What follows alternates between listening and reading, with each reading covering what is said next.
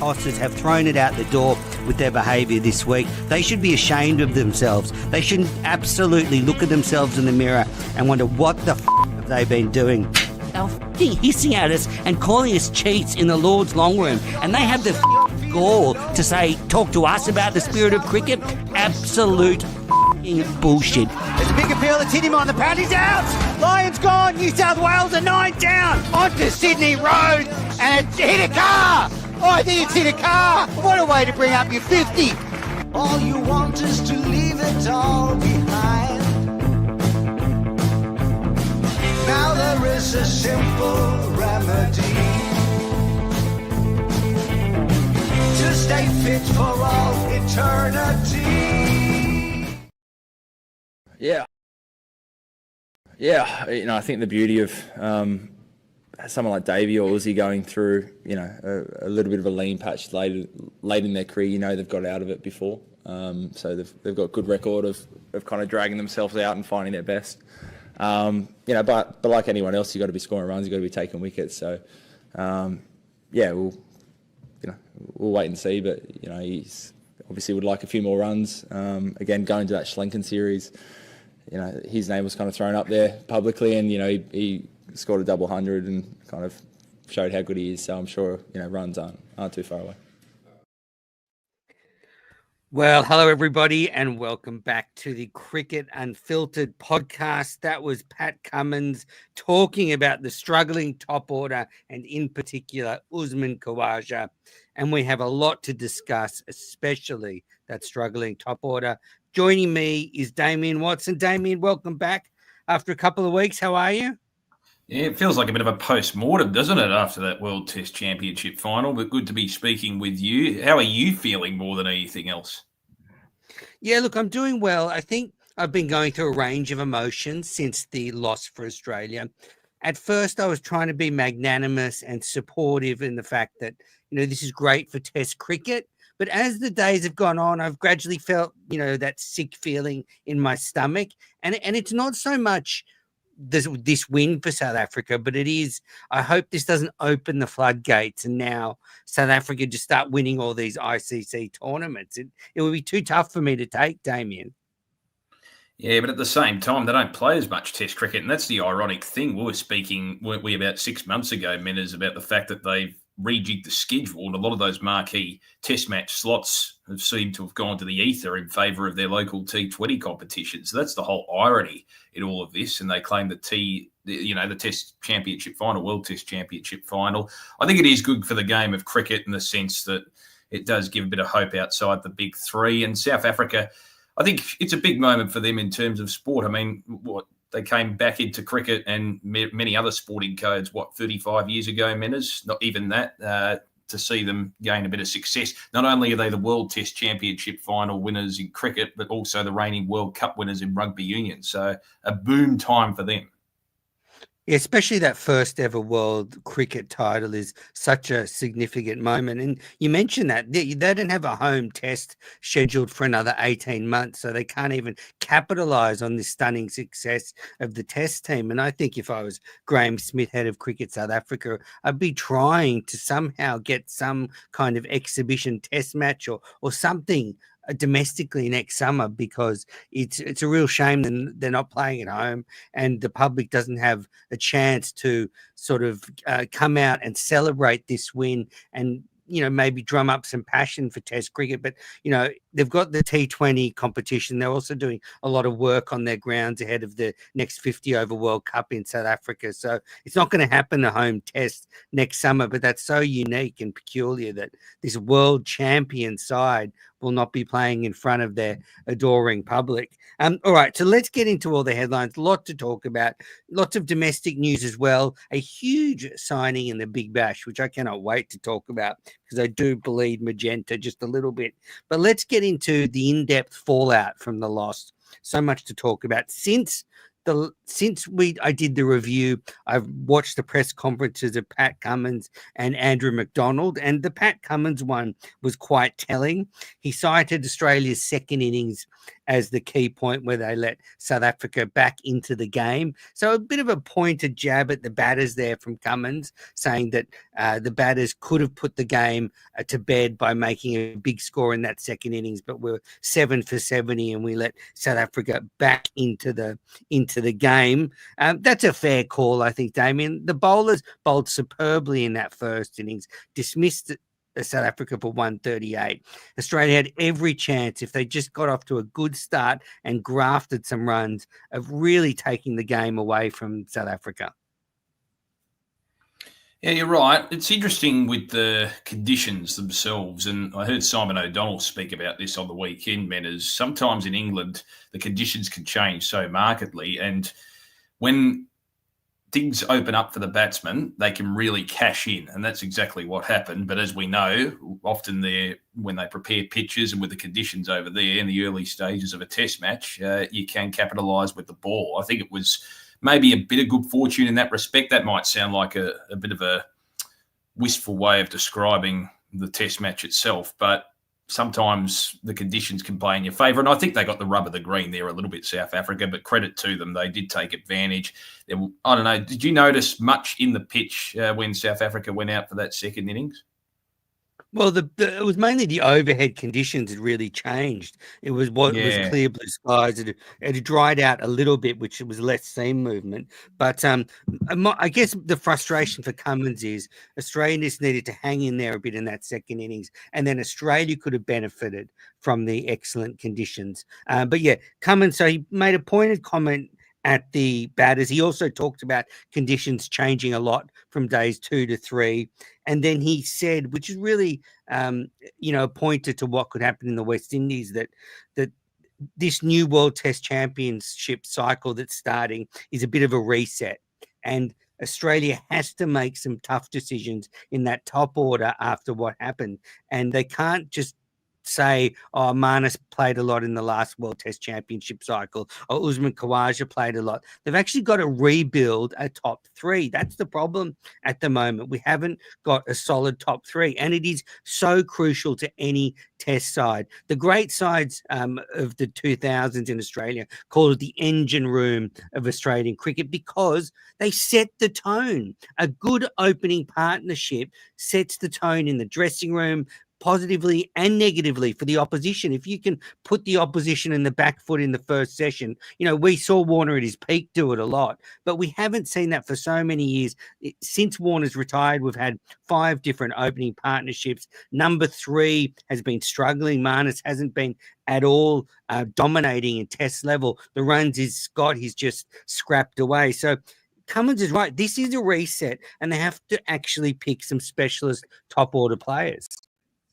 No, I agree. The problem is, are we seeing many banging down the door? I mean, I suppose a lot of people have argued for Sam Constas to have, and it'll be interesting to see whether he gets more of a go in the Caribbean or in the lead up towards the Ashes to try and solidify his test match climate, if you will, actually adjusting to the intensity of an international test match.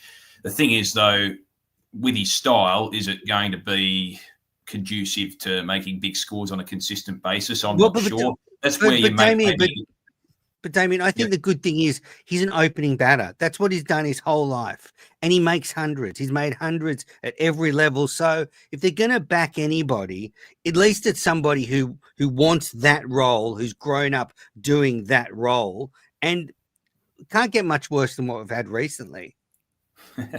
I see your point, yeah. Do they put Inglis into that opening spot? I know you've canvassed this in the past, given he's got a little bit more experience and he is that aggressive type. I know he's not your traditional opening batsman, but could he be a bit of an option as well? I think whatever they do, they've got to try and, because you mentioned there's been a bit of destabilisation in that top 3. Do they have to, unlike what we've seen with McSweeney, etc., do they give them a little bit more of a go at test level, whoever they put in? Yes, I think so. And look, I've been thinking a lot about the top order. So let's start with, just with Constas. I think they've mismanaged him and they need to now just put him in as an opening batter and give him 10 tests and just see how he goes. With Inglis, unfortunately, I don't think he's a top order player. I would have played him instead of Marnus in the World Test Championship final, and because I think we needed an aggressive option, and I think I was proved right. And I also said Steve Smith should bat at 3, and he should have, because Green made a meal of it. So I don't think Inglis is a top 3. So that makes it difficult to get the Test batting order right if you want to get Inglis in there, which is why I think Steve Smith probably should move up to number 3 for the foreseeable future. Open with Constas and say they stick with Khawaja, although I don't agree with it. Then you've got Smith at 3. Then you've got some options. You could have Green at 4. You could have, Inglis at 4. You could have Head staying at 5. And you could mess around with that. Like if Greens comes back to bowl, you could have Green batting at 6 instead of Webster, and he bowls. You got Head at 5, you got Inglis at 4. Or you could swap Inglis and Green. Green's at 4, Inglis is at 6. So I think if you leave Smith at 3, that opens a lot of options up. If you don't have Smith at 3, I think it opens the door for 2 players.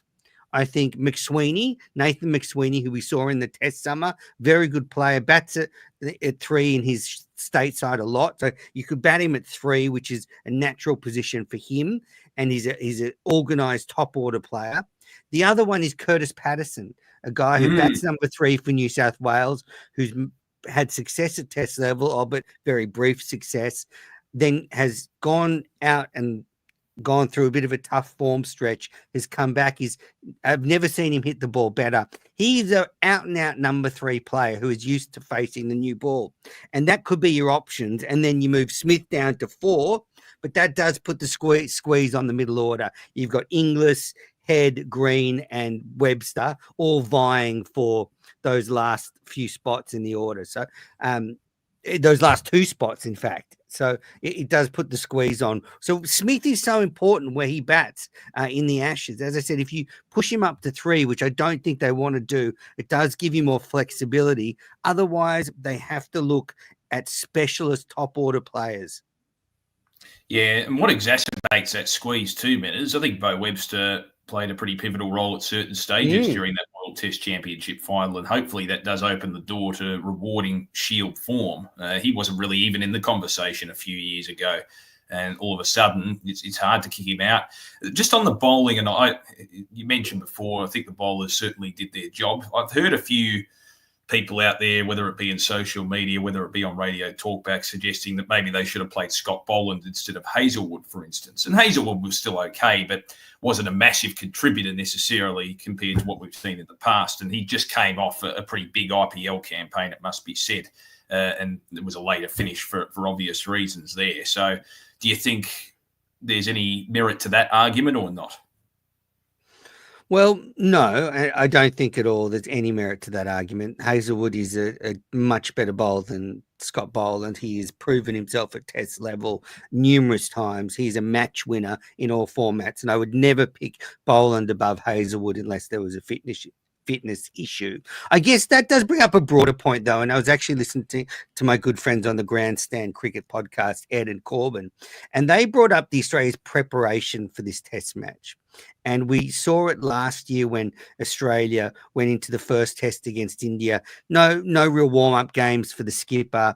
There wasn't a lot of preparation before that test against India, and they got beaten at Perth. This one against South Africa at Lords, no practice match. South Africa tried a practice match against Zimbabwe. Admittedly, a lot of it got rained out, but they at least wanted to have a practice match.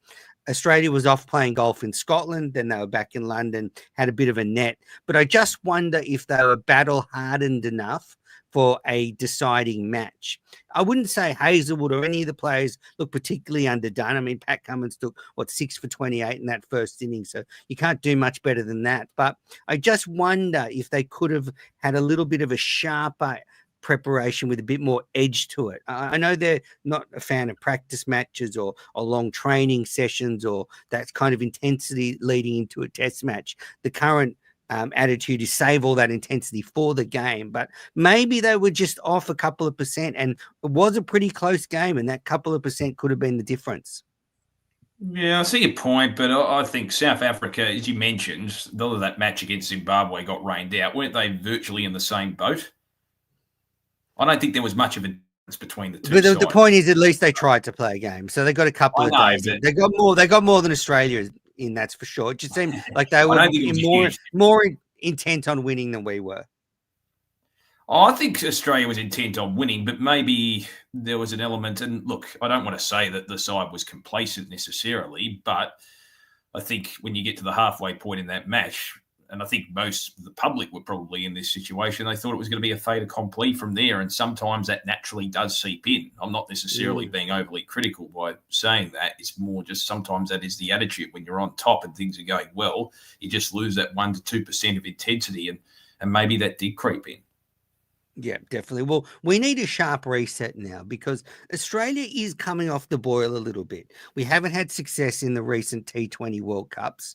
We didn't have success in the recent Champions Trophy. We lost this World Test Championship final. It's still a very successful cricket team, but it's come over the plateau now and it's on the decline. And it is incumbent on the selectors to inject some youth and some dynamism into that team. And one thing you have to say is McDonald, Bailey and co, they have erred on the side of caution with their selections. They've backed Marnus, they've backed Kawaja, they've backed all these players through notable form slumps. And now we're starting to see that come back to bite us. I mean, our top three were very poor in this game. And, it is unusual to go into a grand final with a completely untried top order. I mean, that's what we went in with. And, Cameron Green's never batted three at test level. He's not a number three, and it was exposed. Labuschagne's just not in good form. And Kawaja, when the bowling gets above 140 kilometers an hour, he struggles. And I'm not surprised. He's, 78, 38. He's pretty old.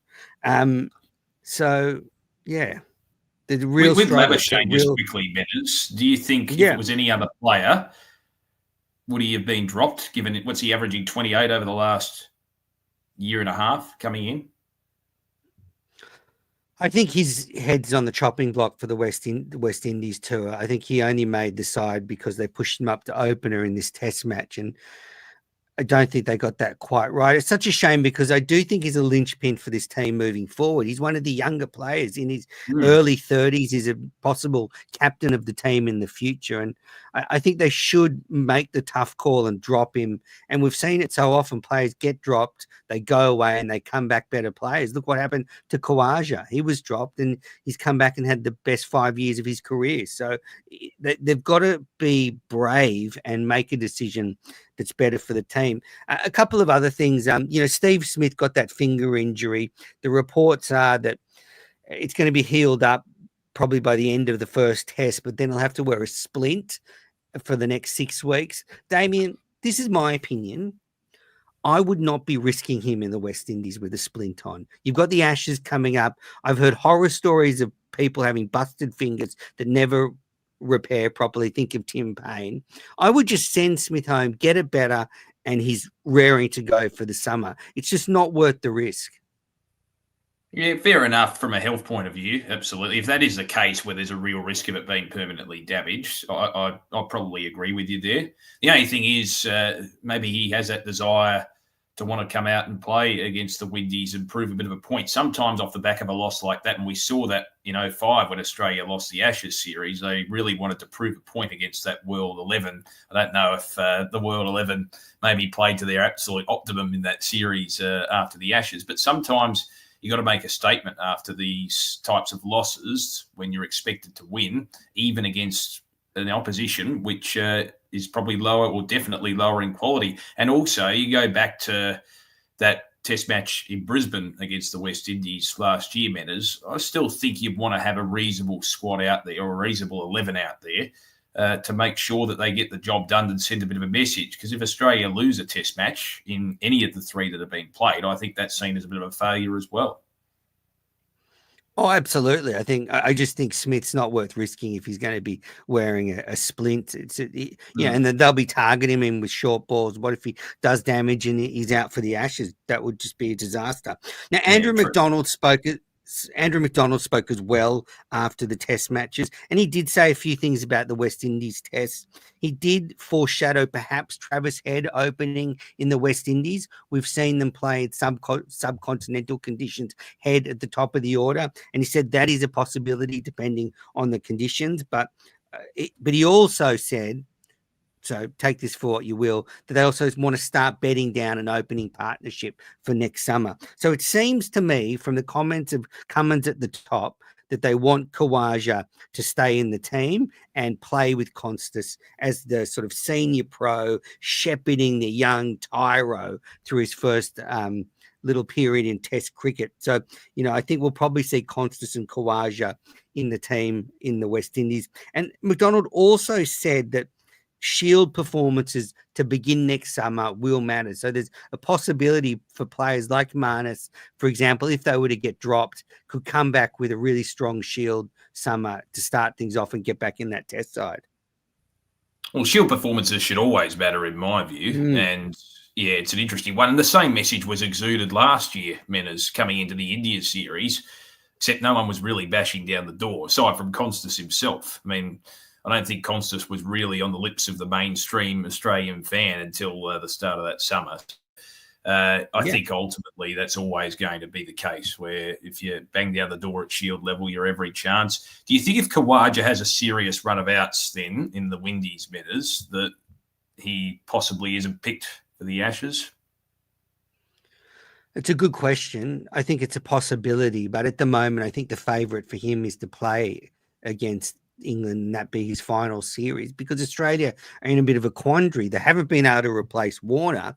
So if they drop Khawaja, they've got two new openers. They've got to find two openers. So I think it's a gamble, and I'd probably lean towards dropping Khawaja sooner rather than later. Maybe, you drop him now and you persist with Marnus. But I think from what they're saying, they want to stick with him. The other thing McDonald said post the game was that he pointed out a couple of times that the bowlers struggled in the South African second innings. Cummins had just come in bashing the batters, and the way those press conferences work is they're recorded one after the other. So I think, McDonald probably heard those comments from Cummins and then came in and pointed out a couple of times that the bowling in that second innings wasn't that great. And you have to say, on the third day in particular, the Australian bowlers, they weren't poor, but they weren't at their absolute best. They did look to be trying a little too hard. You could tell they were under pressure. They knew, this was the match on the line. And I thought the bowlers, you can't criticize them overall. They're such a good bowling unit. But I just thought it was interesting that after Cummins had criticized the batters, McDonald just made sure that the bowlers got a little clip as well. And probably rightly so, Menners, and he was on the ball in that respect too. I think you got to give credit to the opposition too. What a performance from Aidan Markram, Menners. I mean, he was absolutely fantastic, scoring over 130 under pressure. It's going to be a highlight, you would say, of his career, and he's had a pretty storied career, as we know, so far. So to stand up under that sort of pressure, it really does make a cricketer. And I think we do have to give credit to South Africa with the way they played as well, because they could have easily, and probably a few years ago, would have easily crumbled in the way in which they started when they had that first innings deficit. I think it showed a little bit of character amongst the team. They've been certainly under a lot of intense questioning. You go back when they went through that plateau about 4 or 5 years ago, and credit to them for rebuilding their character. I agree. And I want to point out Temba Bavuma. What a gutsy cricketer. He's been through hell and back as South African skipper. I am the same height as him. I'm 162 centimeters. So I do actually really root for Temba Bavuma when he's playing, because those two innings in both the first and second innings of that game were crucial. In fact, if Smith had taken that catch for Bavuma before he got going, we might be talking about a different result. But I just love seeing tiny little Temba, who's my height, taking on the world's best bowlers. I couldn't do it, that's for sure. Good stuff. A couple of other things before we move on. Got an email here, which I want to just jump in from Ben. Hi, Manners, long-time listener of the show. Love the podcast. You seem to be the only Australian podcaster willing to call a spade without fear of displeasing current Australian players and selectors. Thank you, Ben. On that note, I have a question for you. Like you, it really hurts me to watch Australia lose, particularly big events like the World Test Championship final. What makes it worse is that the loss was avoidable, or at least potentially avoidable, with proper selection decisions, particularly with respect to Khawaja and Labuschagne. What concerns me most is that Australia has an aging team, and so in the next year, there's likely going to be a need for selectors to make a number of hard calls for the good of the side, but there's no realistic chance that they will. And look, I said at the beginning of last summer, and I was pretty heated during that Indian Test series, that the wheels were falling off this Australian side. I don't want to be so dramatic, because I think what we have seen is that under this Australian team, there are some very good cricketers. Inglis came in and made a debut century. Webster's looked a good cricketer. You know, he's made a couple of, gutsy half centuries at the SCG and in this World Test Championship final. McSweeney looks an organised Test player. But I think it's just the selectors being brave enough to start to back these guys. And they have left it late. That's the issue for me now, is you can't play every series looking forward to the Ashes, but you don't want to get to the Ashes with a top three that is completely unproven, or you've got two players unproven, and you've got Khawaja who might be too old. So, I think the selectors have been pretty good, but they could have been a bit braver with Marnus and Khawaja in the last year. Probably in the last 6 months more so. I mean, could you make the argument, just as a bit of a devil's advocate type of thing, that Australia did win the series against India? That's grown in terms of its popularity. I know we're building up towards the Ashes, but if you've got a decent enough squad at present, you're back in some of those senior players. Yeah, I mean, before the Champions Trophy, or just apart from the Champions Trophy until this World Test Championship, Australia pretty much held every bilateral or world title. You know, the T20 World Cup held by India, Champions Trophy not held by Australia. But apart from that, we did have a full trophy cabinet, but it's just starting to come off the boil. And if you don't have one eye to the future with your selections, you can get in these situations that we are in now, where we're really floundering for a top order. All right, so many questions ahead. The tour of the West Indies, the first test starts on the 25th of June. That's the first test. Then there's exactly, yeah. And then you got the second test on the July 3rd and the third test July 12. Just some news for that. Sean Abbott has been called into the squad. Had a Brendan Doggett who's had a hip injury and has to miss the tour, so Abbott's come in. Also talked that they're going to put in another batter, so it'll probably be Nathan McSweeney, who went to Sri Lanka, but maybe they'll take a couple. Maybe they put in McSweeney and Curtis Patterson. Huge series for Australia, because it is the beginning of a new World Test Championship cycle. So as you say, they're important test matches, Damien. I'm not saying you'd rest Smith because they're not important. There's just more. You wouldn't want him to have a career-ending finger injury. The test matches in the West Indies, Damien, you must remember this. They start at the worst time. The first two test matches start at midnight. The third test is a day-night match. But those midnight starts are brutal. So I said on a previous podcast, we're not going to be doing daily reports on Cricket Unfiltered, because it'll just kill me staying up all night watching every day. But we will be doing wrap-ups at the end of every test match, looking back on the game on a broad scale. All right, we are running out of time. We're going to take our first break for those listening on the podcast app, and we'll be back in a moment. Welcome back. You are listening to the Cricket Unfiltered podcast. I am Menners. I'm joined with Damien Watson. Well, we did a full post-mortem there of the defeat. Lots of questions for the top order, and we will know how that's going to shape up in a week when the first test starts. Just on the new World Test Championship cycle, so Australia starts with the West Indies. Then we host England at home over the summer. Then we host Bangladesh next winter in a winter series up north. And then next summer the summer after next, we host New Zealand for 4 test matches. We've also got an away tour to South Africa for 3 test matches. So we'll be taking on the World Test Championships, World Test Champions. And then early in 2027, we go back to India for 5 test matches. And that'll be the final series before the next World Test Championship final. So quite a taxing cycle for Australia. You know, England, South Africa, India, and home New Zealand 4 tests. And it all starts with the West Indies next week.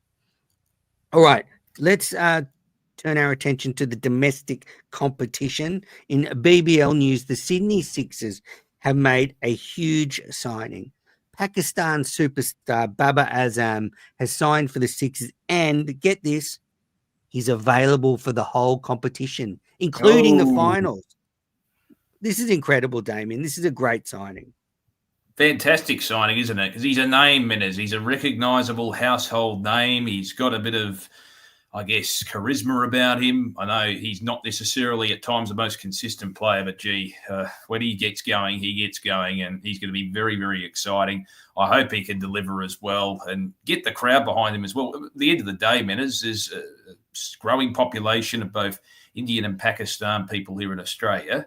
I just wonder whether he can really harness that sort of growth in population, as well as obviously building the Indian fans can come to boo him, and the Pakistan fans can come to cheer him, so everybody wins.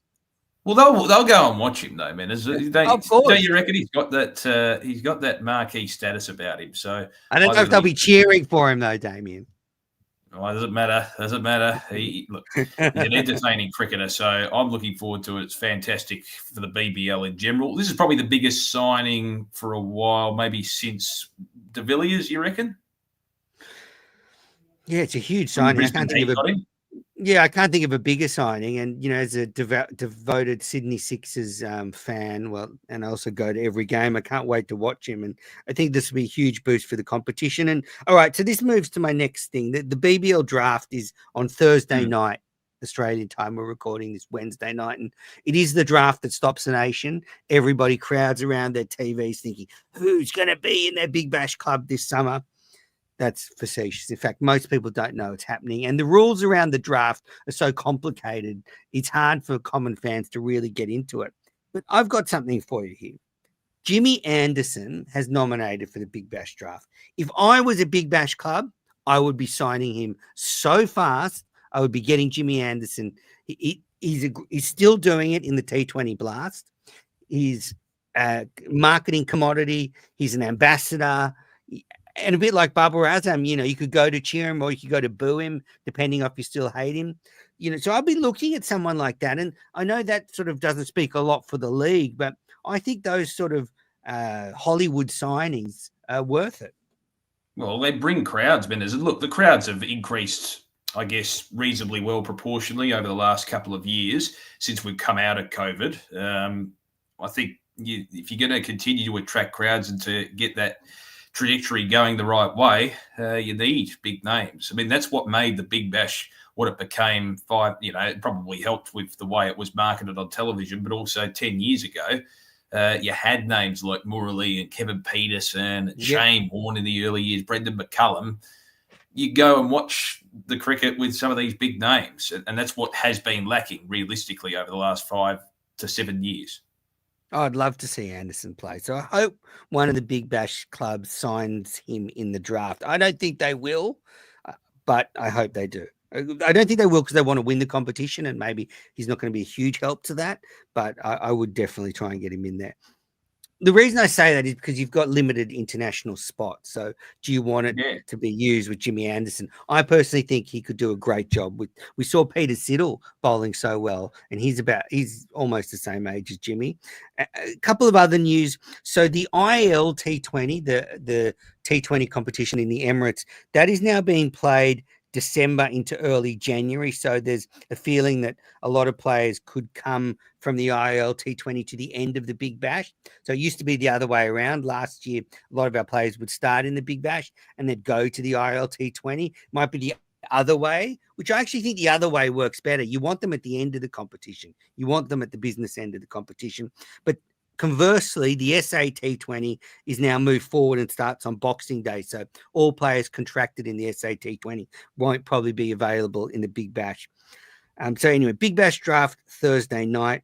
With the WBBL, Elise Perry has signed to the Sydney Sixers for another 3 seasons. So what a week. What a week for the Sixers. You've signed Barbara Azam and Elise Perry. And everything's looking up for the Sixers. They've had Elise Perry for a while now, Mitters, and it hasn't necessarily translated to silverware in recent times. Yeah, I know.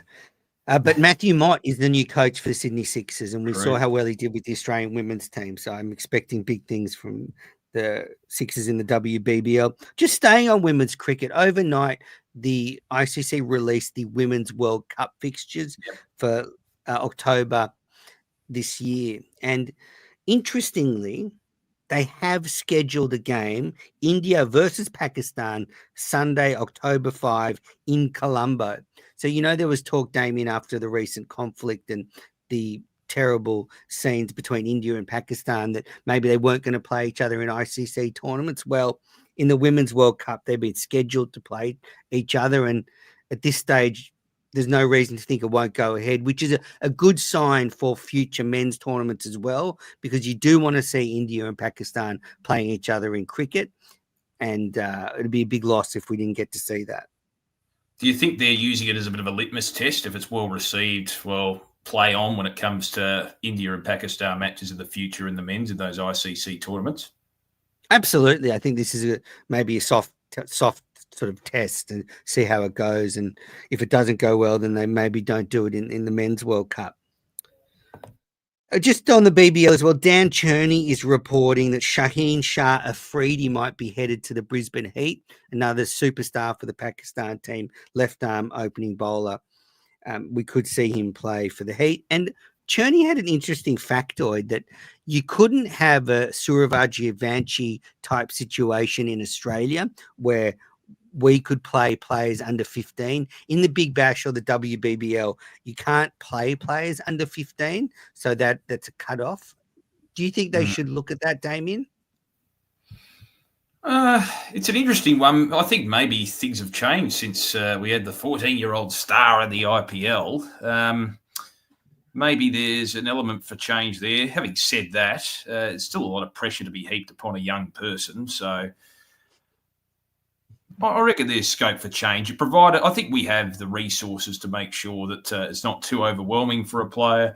You've got to take into account the maturity as well. There's a safety element too, I suppose, and we are pretty risk averse in Australia compared to a lot of other countries around the world. So I don't think it matters either way, to be honest, Minners. I think you can have an argument both ways. I know it sounds like I'm sitting on the fence, but genuinely you can make an argument both ways that it's good to also keep your powder dry with some of these young players and actually progressively build them through the pathway system rather than just throwing them into the deep end. Because, yes, we've had a success story earlier this year, but it's not always going to be the case. And you don't want to impinge upon a young person's confidence because the maturity level's just not there at the age of 14 either. Yeah, I agree. And there are provisions you can apply to play a younger player if the situation should arise. All right, before we move on, do you reckon with Phoebe Litchfield, because she was a dynamo at such a young age as well, do you reckon, given the calm head on her shoulders, do you reckon she would have been a success if they'd let her in at 13 or 14 in the WBBL? I mean, she was a success when she came in at 16.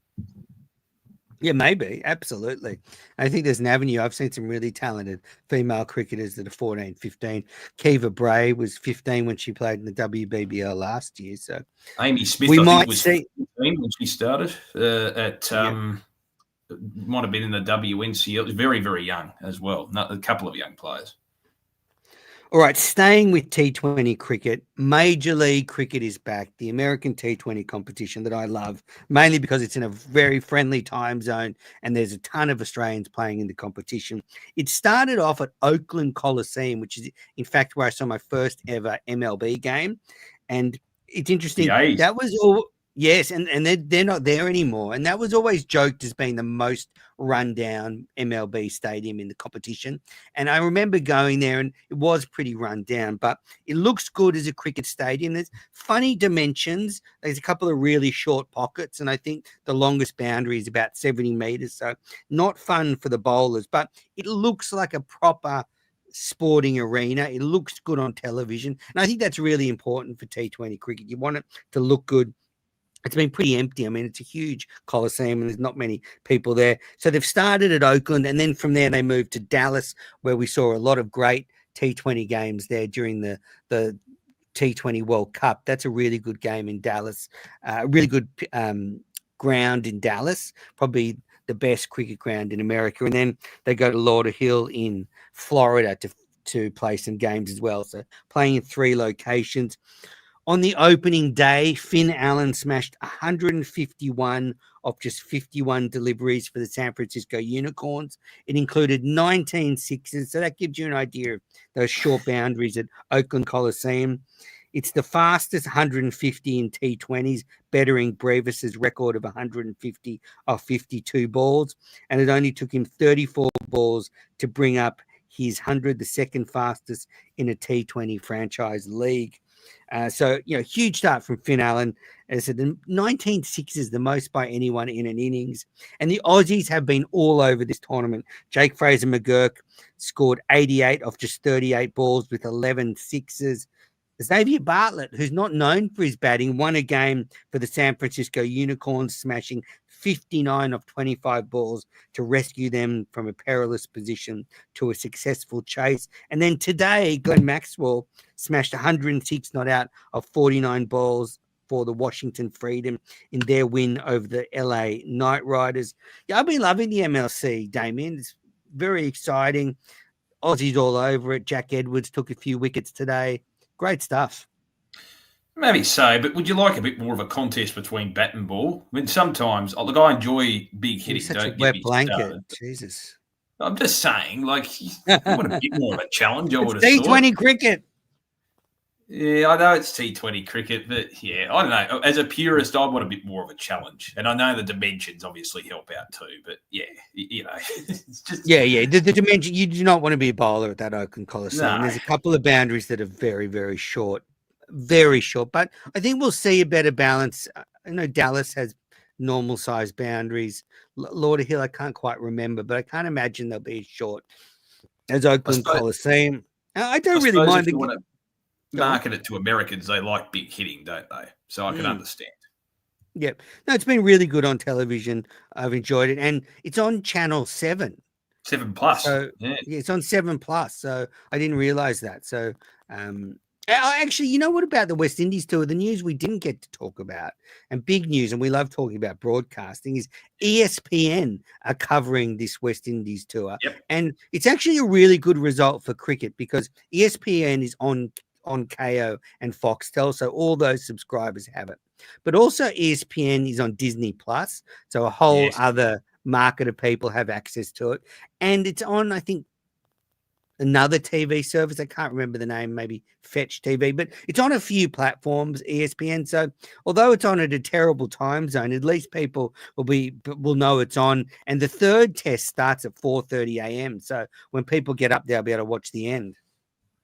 Do you think that would work as a better option compared to Amazon? I know Amazon has a big subscription base, Menners, but I think the ESPN link to both Foxtel and Disney, perhaps that could trump it potentially as an option, a more feasible option to gain a bigger audience. I don't know. Maybe I'm just theorizing, throwing out theories. No, I like it. And look, we are in a new era. It's here. Streaming services are going to be covering more and more cricket. Get used to it. You just have to get used to it. Cut the cord. You need to pick your streaming service as well. And I think we're going to see it. And, we've talked about it before in football and other sports where, for soccer fans, you need 4 streaming services to keep up with all the leagues. Hopefully cricket doesn't get that bad, but it is heading that way. I mean, you just look at ICC tournaments are on Amazon Prime. This tour is on ESPN. all the BBL is on KO. It's not all on free to air. 7 Plus has MLC. I mean, cricket now is spread around. There's no longer just one destination. And, I hear people get really frustrated with that and upset that it's not on free to air. And I agree, but it's 2025. And in fact, young people, they're not on free to air television. No, they're not. So if you want cricket to survive, go to YouTube, go to these streaming services. Put your cricket on TikTok. Start streaming matches on TikTok. People are laughing at me, but start doing it. Like they need to be where the kids are. Be where the kids are. It's true though, because the audience is fragmented that much. Do you think it worked well just quickly having the World Test Championship final on Amazon? Did it detract from the build-up in any way or not? I think it's still got a pretty reasonable build-up and coverage, but maybe not to the extent of 2 years ago when it was on Channel 7. Well, I just know that if one of the free-to-air networks had it, they would have sent a reporter there, and during the news every night at 6 p.m. on the the big news bulletin, they cross to the reporter. Oh, play's going to start at 8 p.m. and Australia's in trouble. Whatever it is, you get more coverage when it's on free to air. So it's not ideal. It's hard for me because I'm in such a cricket bubble that I just know it's going on. That I'm in a different circumstance to a casual fan. Yeah. All right, we're going to take our final break, but before we do that, and I've announced this before, but exciting news. So coming up for the next summer, and right now we have launched the Cricket Unfiltered merchandise store, and we've partnered with a great listener. His business is called Exactamundo. He's been a long-time listener since the show started in 2013. I put the link to the new merchandise in the episode notes. There's green and gold t-shirts to get ready for next summer. I'll be actually coming up with some anti-Bazball, anti-English themed t-shirts leading up to the Ashes next summer. If you've got any requests, open to ideas, send them in. But all the details are in the episode notes. There's a couple of great hats, a hoodie for the cold winter nights. And I'm going to be doing a giveaway, and I'll be announcing the details in the next episode. But just on Exactamundo, they produce digital signage, on-screen graphics, sideline animation, and videos for sports teams like the Mariners in the A-League and the Sea Eagles in the NRL, and numerous American professional teams. So if you want to learn more about them, and if your business has need for high-quality animation or design or any of that great content or merchandise, head to the link in the episode notes. They've been fantastic to work with, and Damien's done a great job setting up the store. All right, we're going to take a final break. Then we'll be back with listener questions and Can't Let It Go. All right, you are listening to the Cricket Unfiltered podcast. Welcome back. I'm Manners. I'm with Damien. And a lot of feedback after the last episode that was reacting to the big loss for Australia. Now, Damien, I got on a new expert, Ed. He's a shrewd cricket brain. He's made his debut, and he dropped in a rugby league joke, which I was aghast at.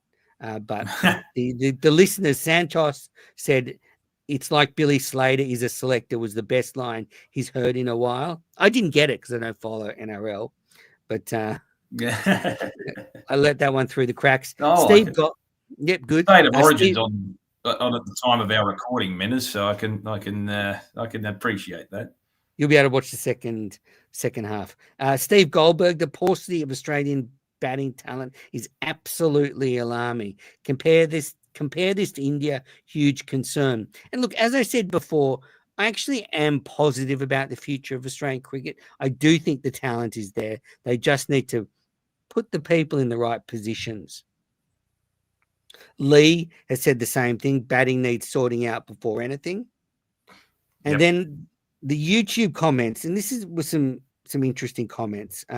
PM said, Dad's army definitely needs a revamp.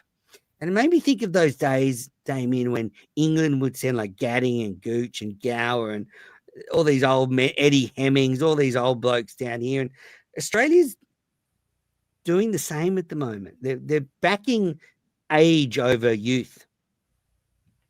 To a degree, yes. I don't know.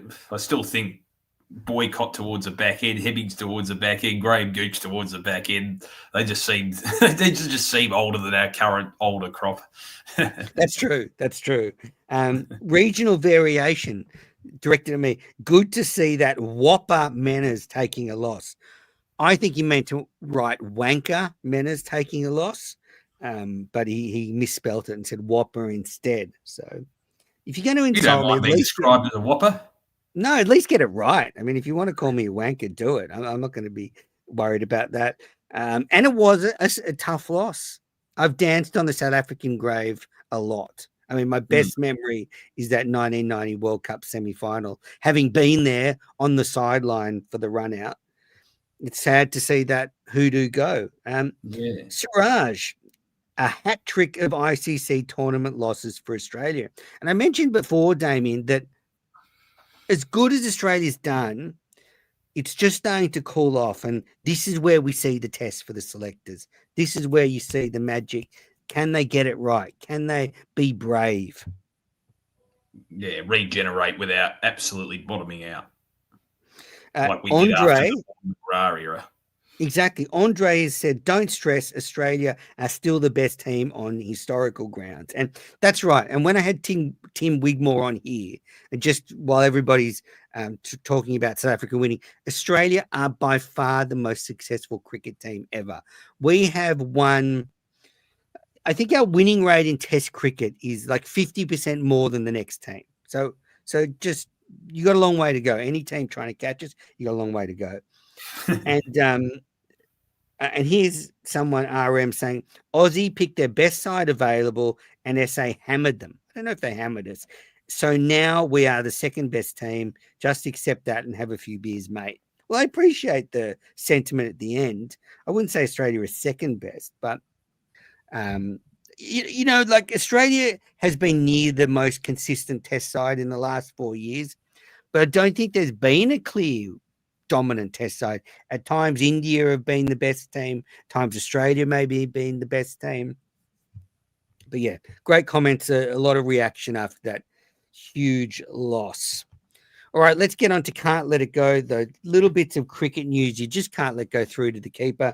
Damien, what have you got for me? Well, you mentioned before the World Cup schedule for the women's manners, and India, of course, taking on Pakistan. But Australia's fixture, it'll be interesting to see how they go after, of course, they lost the T20 World Cup in the semis in 2024. In the one-day format, they're trying to defend their title. They've got New Zealand first up, then they have Sri Lanka. They spend a week, I think, in Sri Lanka, actually, in Colombo. They play Pakistan. The Australia-India match will be a ripper, October the 12th, so looking forward to that. Then they take on England on October the 22nd, Menners. So a couple of interesting matchups there. South Africa's the last of their group games, shall we say. And also Simon Helmut, who I've had the pleasure of working with in the past, Menners, in the commentary box. I noticed he has re-signed with the Melbourne Renegades, so well-deserved. I'll give you a quick little story. He's coached the Renegades for a while now. I remember working with him, and without telling anyone, he bought a whole slab of Melbourne bitters for everyone to share, and we did it after the day's play. I mean, without even being asked, he actually did that. So he seems like, and from what I hear, well-respected within cricket circles. He's had his fair share of coaching success overseas as well in the subcontinent. So good on Helmo. Absolutely. All right, my Can't Let It Go. Firstly, this week, England v India Test Series starts. England are calling it their warm-up for the Ashes. No, that's not true. Graham Swan said it's a good warm-up for the Ashes, that flog. I mean, England v India is a huge series. You shouldn't be treating it as a warm-up for the Ashes, but that starts on Friday night. Cannot wait for that. And Sri Lanka have found another one. Thirindu Ratanaika is bowling with both arms on his test debut. He has 337 first-class wickets, and he bowls left arm spin and right arm finger spin. Incredible. Australia has our own spinner, Radhakrishnan, who plays in Tasmania, bowls with left and his right arm. But, you know, there's a notable baseball pitcher that does that as well, Damien. And it's funny, when I was growing up, people like John Buchanan, who people would think was this freak, would say things like, oh, maybe people will be able to bowl with both arms one day or throw with both arms. And we go, Buchanan what's he on this time? Well, 2025, it's not just one bowler in professional cricket bowling with both arms. We've got a few now. And yeah, it'll be interesting to see how Ratnayaka goes. He's playing Sri Lanka are playing Bangladesh in a test series. There are 2 test series, but yeah, really interesting. Bowls with both arms. So what a weapon. You got a left arm orthodox spinner for the right handers to take the ball away. And then you can switch to right arm off spin to the left handers and spin the ball away from the bat or vice versa. It's not too many around, is there? I think Gemma Barsby can do that in the women's. She's ambidextrous as well, but yeah, there's not too many around. Terrific stuff. All right, that is it for this episode of Cricket Unfiltered. Thanks everybody for tuning in. Lots of great people watching live, so thank you to Rumpole on the Hill, NCC Sticks, for all your comments. Really appreciate it. It's great to have a live viewers. Damien, where can the listeners catch up with you? You can do it on Twitter at Damo_Watts. And been ploughing through the footy, Menners, eagerly awaiting cricket to come back. I cannot wait for these West Indies tests. So, look, we'll be back before the first test against the West Indies. Normally, we record on a Wednesday, but because the first test is starting on a Wednesday, I might do a little preview before that, and then we'll be doing podcasts in between every test match. So can't wait for that. Thanks, everybody, for tuning in. Check out the merchandise. I'd love to see you in some Cricket Unfiltered merchandise. If you get some, send in a photo. I'd love to see it.